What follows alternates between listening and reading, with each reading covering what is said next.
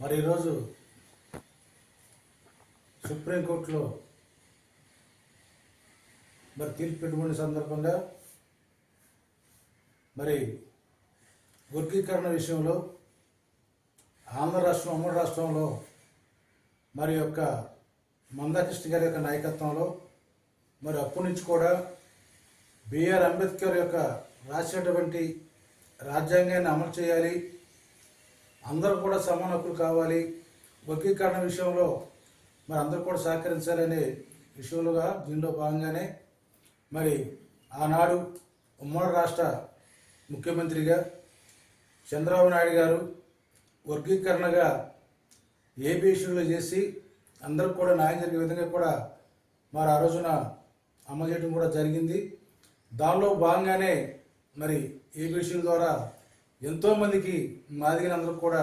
ఉద్యోగ అవకాశాలు ఆ రోజున దక్కినాయి. మరి 2004 తర్వాత మరి కొంత తీర్పు మార్చడం వలన అప్పటి నుంచి కూడా వర్గీకరణ కోసం పోరాడుతున్నటువంటి పార్టీలు కూడా మరి చాలా ఉన్నాయి. దానిలో భాగంగానే మందాకృష్ణ గారి యొక్క నాయకత్వంలో దానికి తోడుగా మరి 30 ఏళ్ళ నుంచి కూడా పోరాటం చేస్తూ ఉన్నారు. ఎంతోమంది ఈ యొక్క ఉద్యమానికి సపోర్ట్గా నిలుస్తూ ఉన్నారు. మరి ఈ రోజున మూడోసారి ప్రధానమంత్రిగా ప్రజలందరూ కూడా మళ్ళీ మూడోసారి ప్రధానమంత్రి కావాలి, పరిపాలన బాగుంది, సంస్కరణలు బాగున్నాయి అని మళ్ళీ మూడోసారి ఎన్నుకున్న ప్రధానమంత్రి గారు నరేంద్ర మోడీ గారు మరి వర్గీకరణకి చూస్తూ ఉన్నారు. 10 ఏళ్ళ నుంచి కూడా పరిపాలనలో ప్రజలందరూ కూడా కోరుకున్నది ఇది న్యాయమైన పద్ధతి అని కూడా మరి ఆలోచించి దానిలో భాగంగానే పూర్తిగా న్యాయం చేస్తాము పరిశీలించని కూడా చెప్పడంలో భాగంగానే మరి ఈరోజు ఈ జడ్జిమెంట్ వచ్చిందని కూడా భావిస్తూ ఉన్నారు అందరూ కూడా. దాన్ని సపోర్ట్గా మరి హోంమంత్రి గారు హంస గారు కానీ, ప్రధానమంత్రి గారు కానీ, ఇంకా అనేక మంది కిషన్ రెడ్డి గారు కానీ, వెంకయ్య నాయుడు గారు కానీ, అదేవిధంగా ముఖ్యంగా ఆంధ్ర రాష్ట్ర ముఖ్యమంత్రి గారు చంద్రబాబు నాయుడు గారు 2004లోనే మరి దాన్ని అమలు చేశారు. మళ్ళీ దాన్ని అమలు చేయడానికి మళ్ళీ ఆంధ్ర రాష్ట్ర ముఖ్యమంత్రిగా మరి యొక్క కోర్టు తీర్పు వెలువడిన వెంటనే మరి ఈ యొక్క రాష్ట్రాలకు హక్కునివ్వడం వలన మళ్ళీ అమలు చేసే విధంగా కూడా మళ్ళీ గొప్ప విషయం ఏంటంటే చంద్రబాబు నాయుడు గారు ఉంటూ ముఖ్యమంత్రిగా వర్గీకరణ చేసినందుకు ప్రజలందరూ కూడా హర్షిస్తూ ఉన్నారు. చంద్రబాబు నాయుడు గారు ఏదైతే 20 ఏళ్ల క్రితమే ముందు చూపుతో ఆలోచించి వర్గీకరణ అవసరం, అది కోరుకునేది న్యాయం మీద బత్తని కూడా ఆ రోజు అమలు చేశారు. మళ్ళీ దాన్ని అమలు చేస్తారని కూడా మేము కోరుకుంటా ఉన్నాం. ఏదైనప్పుడు కూడా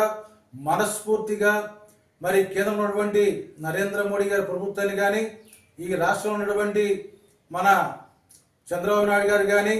అదేవిధంగా పవన్ కళ్యాణ్ గారు కానీ, కూడా ఉన్నటువంటి ప్రభుత్వాలన్నీ కూడా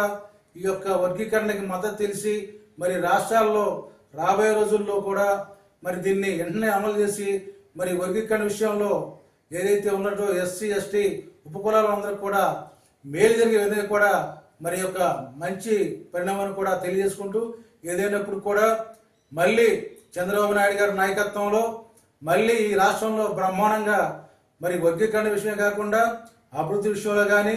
ఇండస్ట్రియల్ విషయంలో కానీ, పరిపాలన విషయంలో కానీ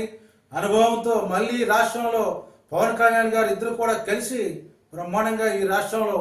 అభివృద్ధి చేస్తారని, దీనికి తోడుగా మనం చూస్తూ ఉన్నాం. కేంద్రంలో ఉన్నటువంటి బీజేపీ ప్రభుత్వం పూర్తిగా సహకారం ఇచ్చి మరి ఆంధ్రప్రదేశ్కి మరి ఎన్నో వనరులు కూడా మొన్న ఇవ్వడం కూడా జరిగింది. బడ్జెట్లో పెడతాం కూడా పూర్తిగా కేంద్ర సహకారంతో నరేంద్ర మోడీ గారి ప్రభుత్వంలో బీజేపీ సహకారంతో ఈ రాష్ట్రంలో అభివృద్ధి జరుగుతుందని కూడా కోరుకుంటూ మరొకసారి ఈ యొక్క వర్గీకరణకి సహకరించినటువంటి అందరూ కూడా ప్రతి ఒక్కరికి కూడా పేరు పేరు నమస్కారాలు తెలియజేసుకుంటూ ఇది చాలా మంచి పరిణామాన్ని కూడా తెలియజేసుకుంటూ మరొకసారి చంద్రబాబు నాయుడు గారికి ఈ రాష్ట్రంలో మళ్ళీ ఈ యొక్క నోటిఫికేషన్ ఇచ్చే వాటిలో అమలు చేస్తారని కోరుకుంటూ పవన్ కళ్యాణ్ గారికి, చంద్రబాబు నాయుడు గారికి, భువనేశ్వర్ గారికి మరి కేంద్రంలో ఉన్నటువంటి బీజేపీ నాయకత్వాన్ని కూడా మరొకసారి కోరుకుంటూ సెలవు తీసుకుంటూ ఉన్నాను.